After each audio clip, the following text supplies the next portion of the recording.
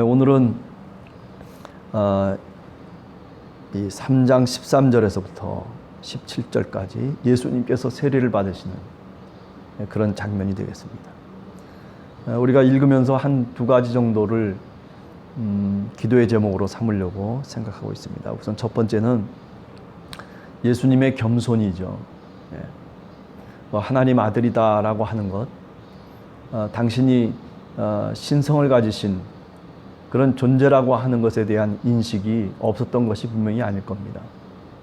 그럼에도 불구하고 우리가 빌립보서 2장 5절 이하에 나오는 그 말씀처럼 너희는 이 마음을 품으라 곧 그리스도 예수의 마음이니 그는 하나님이셨지만은 그러나 하나님과 동등됨으로 취하지 아니하시고 이 땅에 내려오셨다는 거죠. 어떻게? 사람의 몸을 입고 이 땅에 내려오셨다. 하나님의 뜻에 복종하고 그리고 하나님의 그 섭리 속에서 구원을 이루는 하나님의 아들로서 또 우리가 이 세상 속에서는 메시아로서 그리스도로서의 그 모습을 예수 그리스도가 우리에게 잘 나타내주고 있는 거죠.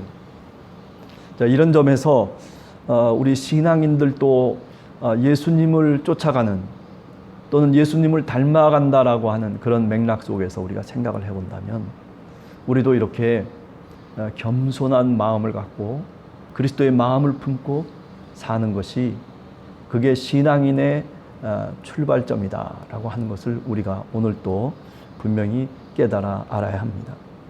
세례자 요한이 말립니다. 아니 어떻게 당신이 아니 그리스도가 어떻게 하나님 아들께서 나에게 세례를 받으시려고 하십니까? 가당치 않은 얘기죠, 사실은요. 그런데도 불구하고 하나님의 아들이 무릎을 꿇고 하나님의 아들이 그 세례자의 손에 머리를 대고 그리고 세례를 받았다라고 하는 거죠. 자기 정체성만, 자존감만 갖고 남에게 복종할 줄 모르고 시도 때도 없이 자기를 드러내려고 하는 그런 사람들이 우리가 살아가는 세상 속에 많죠. 아니 성경 속에도 그런 사람들이 많아요. 특별히 바리새파 또는 사두개파, 그저 서기관들, 그저 좀 뭔가 신앙에 대해서 알고 하나님의 말씀에 대해서 안다라고 하는 사람들이 어떤 상황 속에서 자기를 낮추는 방법들을 제대로 깨닫지 못하기 때문에 고집스럽게 자기 주장만 주장하는 사람들이 오늘 우리 시대 속에서도 얼마나 많은지 모릅니다. 자, 그런 점에서 오늘 우리 함께하는 교회 성도들 한 사람 한 사람 가끔은 이렇게 하나님께 내가 무릎을 온전하게 꿇고 그리고 가끔은 두 손을 번쩍 피고 난 다음에 땅바닥에 엎드릴 수 있는 그런 겸손한 하나님의 종들이 다 되시기를 간절히 원합니다.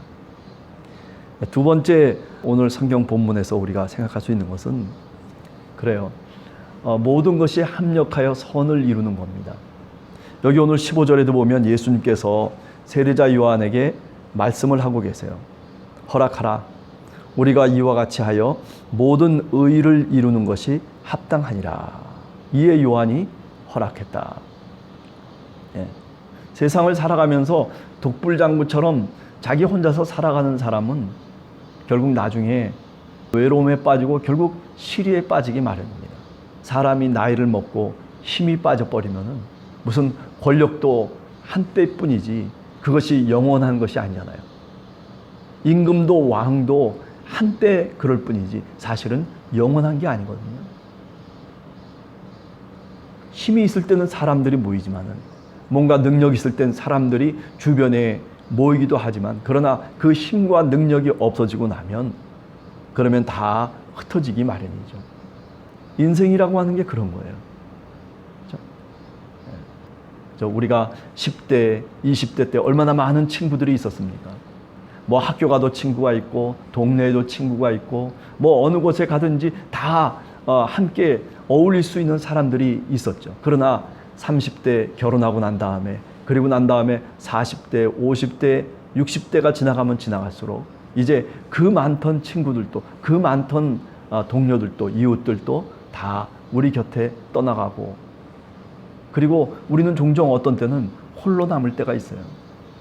그래서 우리 가정만 남고 우리 가족만 남은 것 같은데, 그런데 한 사람 한 사람 또 떠나기 시작합니다. 자식이 결혼을 하게 되고, 그죠? 그래서 가정을 이루어서 나가고, 또 옆에 있었던 친구들, 그 친한 친구들도 이제 시간이 지나면 세상을 떠나는 그런 일들이 얼마나 많습니까? 그래요. 처음에는 북적북적대지만은, 그러나 인간은 결국 홀로 남게 돼 있어요. 네. 그렇기 때문에 자기 혼자서 무슨 독불장군으로 살아간다는 것은 참 어리석은 일이다라고 하는 거죠. 누가 그런 얘기를 하더라고요. 60대가 이르러서 우리에게 남는 것은 친구밖에 없다. 예. 그죠? 그래서 사람을 얻기 위해서 삶을 살아라. 그런 얘기를 하고, 성경도 역시 마찬가지죠. 예. 보물을 하늘에 쌓아두어야지 이 땅에 쌓아두면 어떻게 된다는 거예요? 다 도둑들이 와서 결국 다 그 보물이 사라지고 만다라고 하는 그런 이야기를 주님도 제자들에게 하셨죠. 여기 오늘 세례자 요한과 예수님 신분의 차이가 너무나도 큰 차이지만은, 그럼에도 불구하고 어떻게 서로 힘을 합치고, 그래서 선을 이루어가는, 하나님의 모든 의를 이루어가는 것, 그것이 합당한 것이고 그것이 하나님의 뜻이고 그것이 하나님이 원하시는 길이라고 하는 것을 우리가 너무나 분명히 오늘 본문에서 알게 됩니다. 네, 우리 함께하는 교회 성도, 우리 모두 그래요. 옆에 있는 분들과 손을 잡을 수 있고, 그리고 그 옆에 있는 분의 그 따뜻한 손길을 우리가 느낄 수 있다라고 하는 것은 너무나도 감사할 일이고, 그리고 너무나도 그 속에 하나님의 뜻이 있다는 것을 우리가 잘 알아야 됩니다.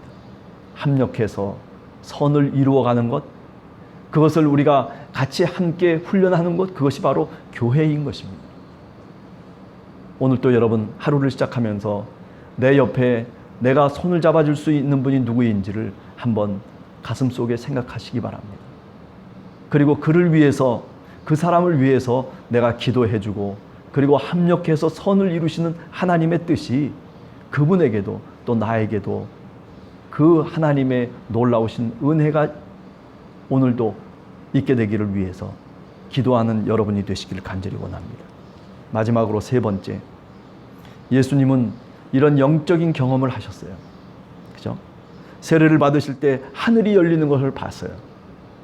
성령이 비둘기같이 자기에게 내리는 것을 보셨어요.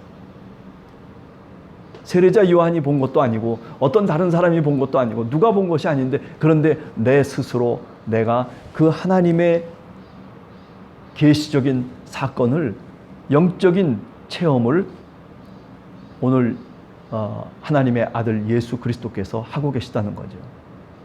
사람은 신앙에 이런 신비로움이 있어야 됩니다.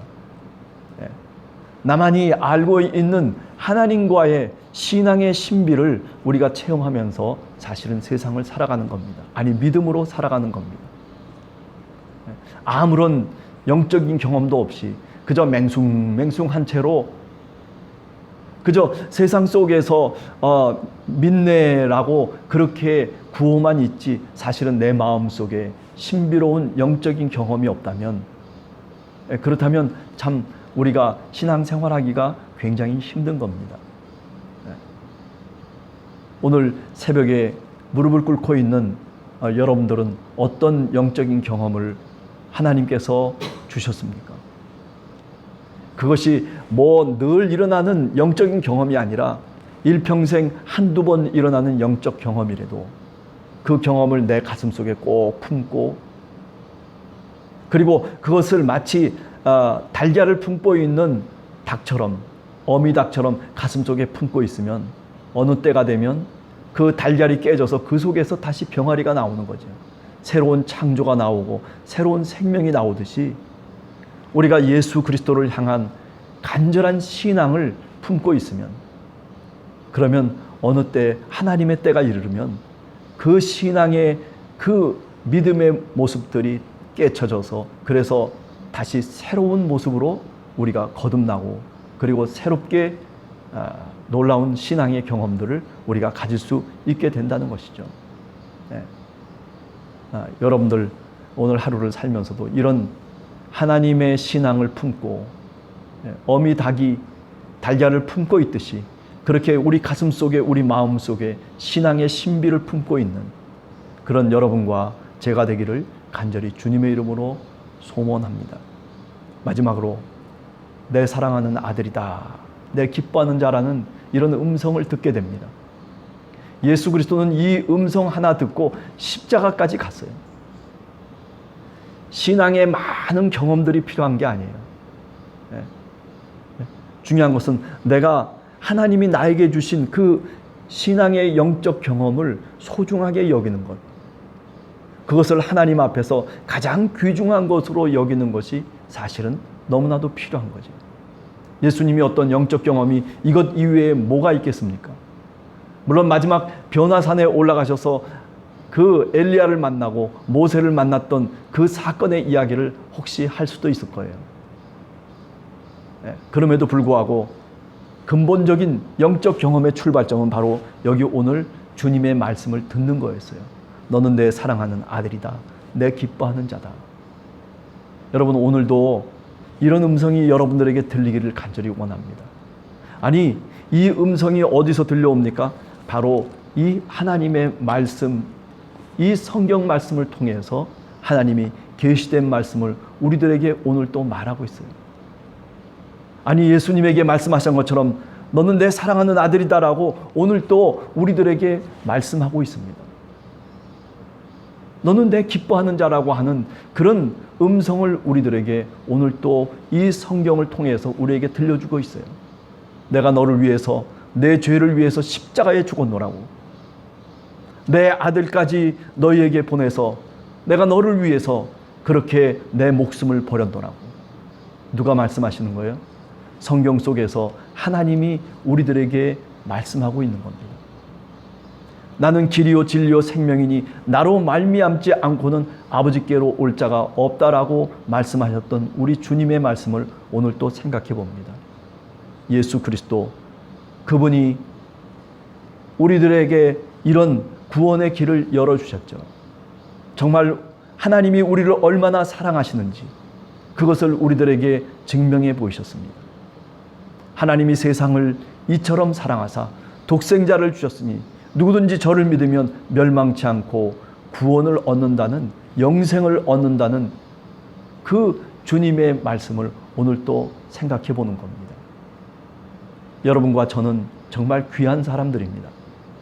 하나님의 자녀들이고 하나님이 기뻐하시는 그런 인생을 살아야 될 그런 가치 있는 존재라고 하는 것을 우리 모두가 공유하면서, 그러면서 서로가 서로를 존경하고 서로를 기쁘게 여기고 서로를 반갑게 격려하는 그런 우리 함께하는 교회 성도들 모두가 되시기를 간절히 주님의 이름으로 축원합니다.